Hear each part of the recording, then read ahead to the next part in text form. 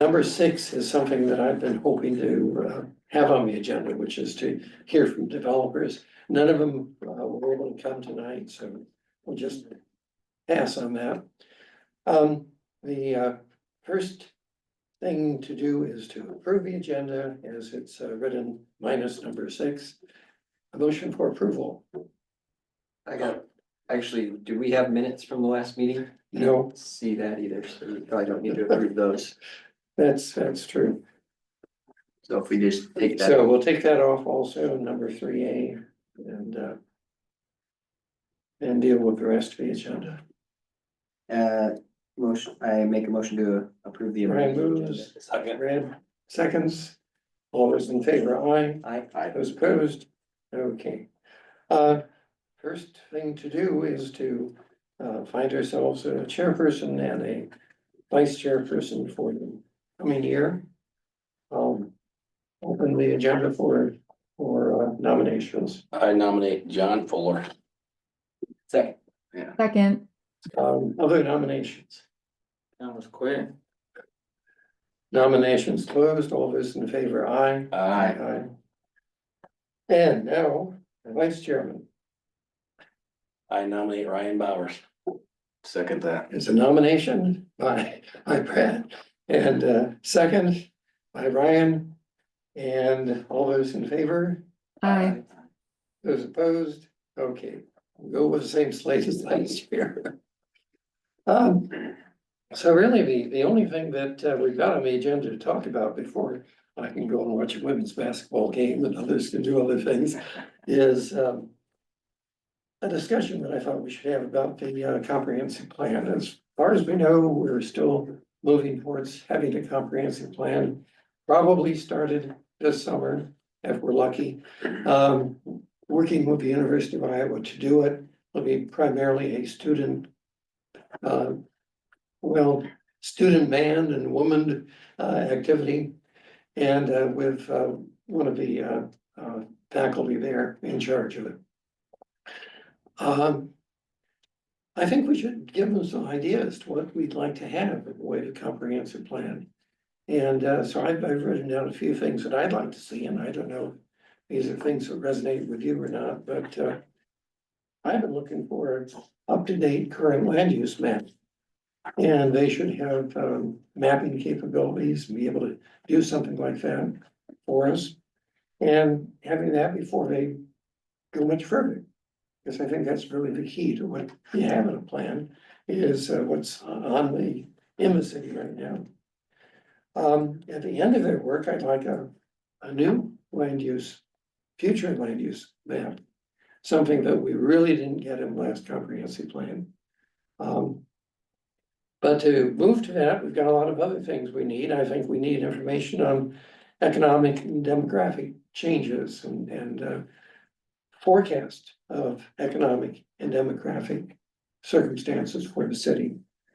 I think we need comparisons with other cities that are in a similar circumstance on Interstate 80 or 280 or whatever, and similar size, similar proportion of, similar look in terms of the incomes in those cities, similar looks in terms of the population that's old, young, whatever. I think we need information on the commuter shed. I'd really like to see if that's changed much between the last plan and now. Do we have a lot more people that are commuting from the Quad Cities, Cedar Rapids? Are there more people who are just working in town? We need to look at what trade leakage is like. It's in the past been pretty great, but we've got more businesses and so more opportunities for people to buy around here. I think we need comparisons with national standards or state standards or what other cities do in terms of recreation facilities and in terms of trail facilities. And do we have standards for police and for fire department and for sewer and water rates? You know, where do we stand? And then we need the forecast for the future. What are gonna be the things that, 10 years from now, if we don't get started and do things, we're gonna be missing them. So I mean, these are some of the things that I've been thinking about for a new plan. Also, you know, we had that December work session with the council and other people and came up with a bunch of priorities. And I think researching some of those priorities, what would it take to, the first priority on big things was downtown streets and utilities and ADA accessibility. I know the Main Street board is very much in favor of that sort of a thing. I think that's probably why it got such a high rating. But then there's rerouting the semis. What does that take to prevent semi buildup at the four-way intersection? That was the most important, apparently, medium priced project. Well, there are others, downtown beautification and two new water loops. So anyway, researching some of those and getting some sort of ideas to what's the timeline for something like that? How much would it cost in ballpark figures? So, you know, those are some of the ideas I had. What do you folks come up with? Well, how would you react, when you say reroute semis, what's everybody thinking on that? It's to take them straight from the interstate through or the other direction, and go straight, turn left by the Methodist church, turn right and out of town. So you wouldn't have that buildup of semis and problems with possible collisions at the four-way. This is probably a question for you, Adam. Is there any way we could take, what is that street coming down Hills up? First, takes you all the way through. It's First Street. Yeah. So. I know you probably wouldn't want them running down through a residential neighborhood, but would there be any way just to send that street all the way to Baker and take them out that way? That would be something we would highly consider. I haven't talked it over with the engineer and I don't know who we'd have to buy land from, but that would I certainly think be there's a lot one. of sidewalks on that street as we speak. I mean, maybe we could widen it Yeah, and route them straight through. That would be even better, yes. An option, but There's probably other things with geometry on Main Street you can do to prevent them from you know, going places you don't want them to go, like make it physically difficult to make the turn, Yeah. so they just keep going you know, the way they're supposed to. When you're doing capital improvement projects, think of those things and add them to the plans. I was gonna suggest, I know that when we did the last comprehensive plan, there were some of the capital projects that are now completed on that, Mhm. like the wastewater plant was something that was a goal and now it's complete. And maybe the next similar thing to that is what's our next need gonna be in each. I mean, you're using a utility example as a lift station on the west side of town gonna spur more development in that area? And if so, should there be a budget for one that we can, you know, set a fund up for and have it ready to go? So when a developer comes in, then there's, you know, then the city's ready to find a way to make that happen. The design could be ready, or, you know, those steps could already be taken. Yeah, There good were- idea. At our last comprehensive plan, we had a lot of, just kind of preliminary discussions about like trying to find an EV charging station in town, Mhm. since it's kind of a tourist. I mean, we have a lot of tourists at the park, so maybe there'd be a fit for one at the park, and they're undergoing a pretty major renovation there. Maybe there's an opportunity still for that to happen. It seems like the programs aren't necessarily the same as they were when this was written, so maybe there's different opportunities than there were to still find a place for one. I Or, think there's still a need, yeah, the funding, maybe a real difficulty. electric vehicles definitely don't seem to be going away over the last 8 years when No. since the last one was written, so it's probably worth sticking to? I don't know, but I know it died somewhere politically before I got here. And I do know that Browns is planning on expanding their operations and they were gonna have charging stations there. I haven't seen final plans, but that's, I would agree with you. I'd rather have them downtown, but Or would it It's a be? revenue would it source be- for the city Yeah. somehow, you can make money on. Or we could work with one of the businesses up and on top of the hill. For the interstate traffic. Well, I don't think, Really, you wanna get them down into the city so that they can, So, Do yeah, some they're shopping, gonna have some do some time to go walk around. that's right, that's right. the Hy-Vee charging station on Dodge Street is an example, it's a little ways off the interstate, but Yeah. the vehicles direct them to where the nearest one is, so you could manage your city by bringing them into it, try to get them to spend money while they're, Yeah, a half hour waiting for their car to charge. Well, two things happened. There was a national interstate charging program. And the DOT chose places along I-80 and the other interstates and did not choose us. Also, the park system had the possibility of putting in a charging station there. But their budgets have been cut every year and I doubt that that's still a possibility.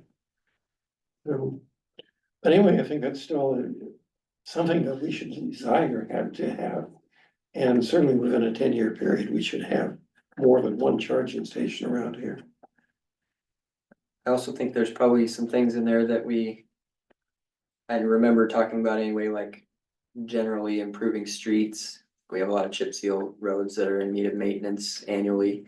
And that was something that has been done, but will need to continue to be done, so it probably doesn't change much, but it would need to be updated with an inventory of what new things have happened since it was written and what are the biggest needs going forward, like obviously the Cedar Johnson Road project's gonna happen, and that takes one of the big ones away, but it's not, Not the only. won't be all the way gone, you know, there's still a little bit on the ends, and there'll be the rest of Fourth Street someday and all the short blocks downtown or on the old part of town. Greenview, there's a lot of different places that'll. I like your idea of having an inventory and some kind of timeline for when we think those things would be necessary. Yeah, I think at one point, the city engineer did a inventory of concrete and asphalt street qualities and the urgency to repair. And it's probably something similar to that could be done for chip seal, because it seems to be the one that there's a lot of annual maintenance with. That's, you know, a life cycle cost analysis of that might be something, I don't know if they're capable of doing, but it might be worth looking at what the city spends on that versus what it would cost to do. Well, you know, projects. having that in mind is important at the very start because they have a whole engineering department that they can get involved in this project. we're going for the big, and they do it differently now, the university, but they basically go to only one or two cities and it's a whole bunch of the departments that help out. It does come with the higher price tag, but I think to our point, I think there's a lot of things that we need. So, and I want good analysis, like exactly what you're saying, Ryan, because I don't always know if I'm giving council the best information in terms of, would you do this street or that street? Sometimes I feel like that's chosen based on how often they drive that road, and same with water, where you do the improvements, and just naturally where you live, you're going to naturally think that your area is the one in most need of attention, and I can't refute any of that. so is Main Street and Cedar Johnson kind of gonna get done some one than the other, or? Cedar Johnson's gonna be hopefully this spring/fall, it'll be done kind of in phases. And then when the interstate is done, so 27, 28, we'll remill and add shoulders on West Main, and then hopefully by like 2032, 2030, depending on how quick we're growing, then we'd start some of the Main Street. ADA sidewalks and. Infrastructure, a little bit trickier when we're talking streetscaping. Just because it's not considered essential, so it's a little bit harder to fund those things, but. That would hopefully be the goals, they're all tied together. So you're saying the engineering department at the U would assist with those road assessments? Is that what you're saying? You know, Yes, Right, with the comprehensive plan work, that's what, okay. they usually do one final drawing. That like can be submitted for bid, and then the other one is a study, they do like two typically, All right. so. Okay. Yeah, it's really nice. So like, yeah. School districts or whatever, when they partner with the city, that's been a lot of their engineering projects have been. Renovation. As built basically, or designs, I guess, so.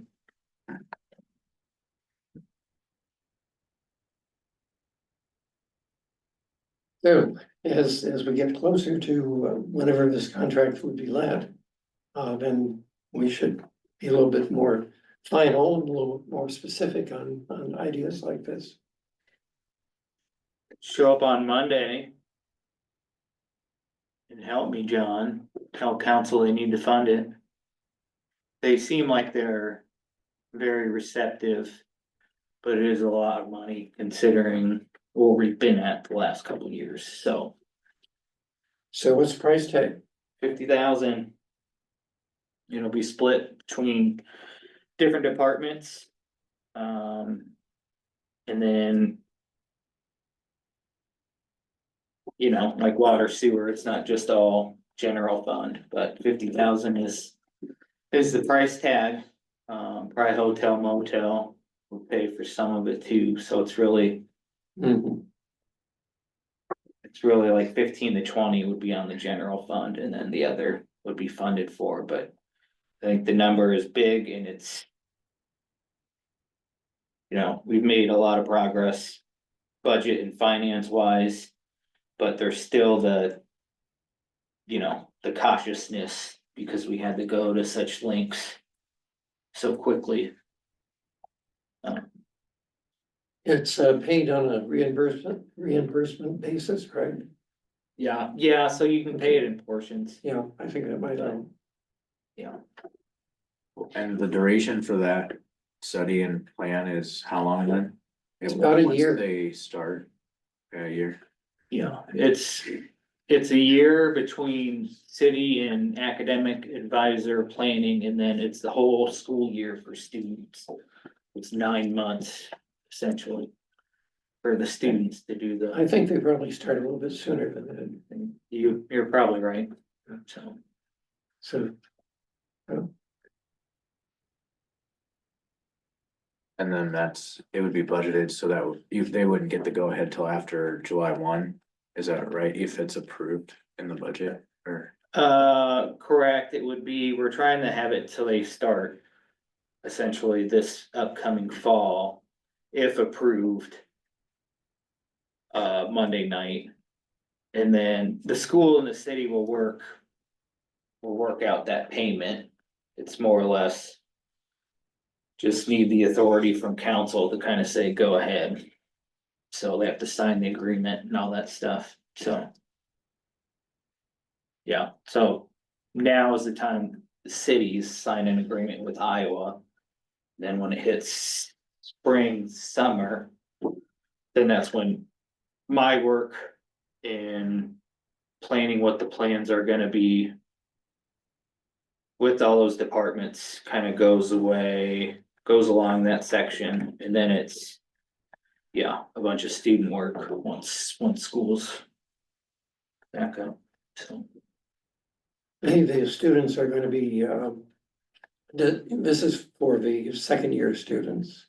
Yeah. And they will be deciding which, what they want to do, whether that's the plan they wanna work on or something else.